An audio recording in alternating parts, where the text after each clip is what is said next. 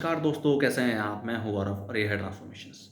PMJAY जैसे प्रधानमंत्री जन आरोग्य योजना, जिसको आप आयुष्मान भारत के नाम से भी जानते हैं, सेंट्रल गवर्नमेंट की, हमारे बीजेपी गवर्नमेंट की एक फ्लैगशिप हेल्थ केयर स्कीम है। ये काफ़ी चर्चा में है पिछले दिनों में, मेजरली हरियाणा, उत्तर प्रदेश और राजस्थान को लेके, क्योंकि ऑपरेशन कॉस्ट और फाइनेंशियल कॉस्ट की वजह से काफ़ी सारे प्राइवेट हॉस्पिटल और नर्सिंग होम इस पर्टिकुलर स्कीम के तहत अपने आप को एनरोल नहीं करा रहे। अगर सिर्फ दिल्ली की बात करें तो दिल्ली में फिलहाल सिर्फ 7% प्राइवेट हॉस्पिटल और नर्सिंग होम में इस स्कीम के तहत अपने आप को एनरोल कराया है। ये नंबर्स में गए तो सिर्फ और सिर्फ 80, और ओवरऑल दिल्ली में 1200 से ज़्यादा प्राइवेट हॉस्पिटल और नर्सिंग होम है।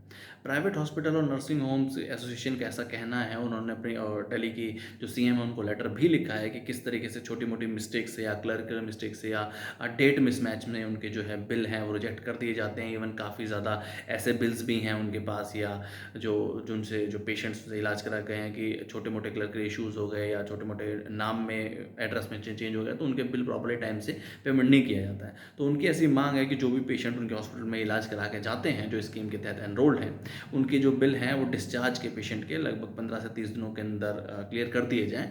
और जो भी हॉस्पिटल, प्राइवेट हॉस्पिटल इस तरीके की स्कीम के तहत अपने आप को एनरोल कराते हैं, उनको सब्सिडी या डिस्काउंट्स भी मिले हैं बिजली के बिल में, पानी के बिल में, ओवरऑल ऑपरेशनल कॉस्ट में, मैनेजमेंट में।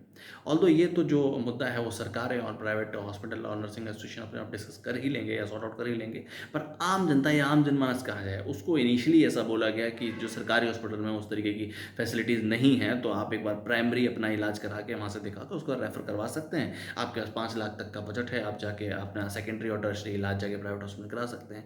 उसके बाद इस तरीके का सामंजस्य नहीं बैठ पा रहा है प्राइवेट हॉस्पिटल एसोसिएशंस और या प्राइवेट हॉस्पिटल नर्सिंग होम के बीच में, क्योंकि इस तरीके के जो क्लर्कल इश्यूज़ हैं, जो आईटी मिसमैच हैं, या प्रॉपर तरीके से उनका टाइम से बिल पेमेंट नहीं हो पाता है। अब यहाँ तो सरकारी हॉस्पिटल को चीज़ों को इम्प्रूव किया जाए और वहाँ सब फैसिलिटीज़ इम्प्रूव की जाएँ, क्योंकि हेल्थ केयर या एजुकेशन हमारी जो स्टेट गवर्नमेंट है, जो राज्य की सरकारें हैं, उनकी एक जिम्मेदारी है या उनकी लिस्ट में, स्टेट लिस्ट में आता है। और अगर आप सरकारी हॉस्पिटल की चीज़ों को या सरकारी हॉस्पिटल की सुविधाओं को, फैसिलिटीज़ को इम्प्रूव नहीं कर पा रहे हैं, तो एक तरीके से आप प्राइवेट हॉस्पिटल और उन सब एसोसिएशन के साथ आप सामंजस्य बैठाएँ।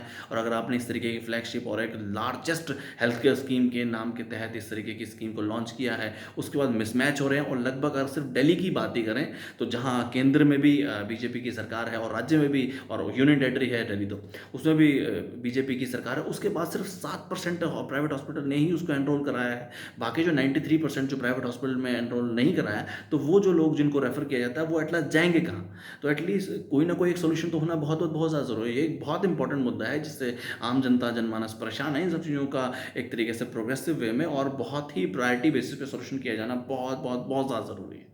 जय हिंद, जय भारत।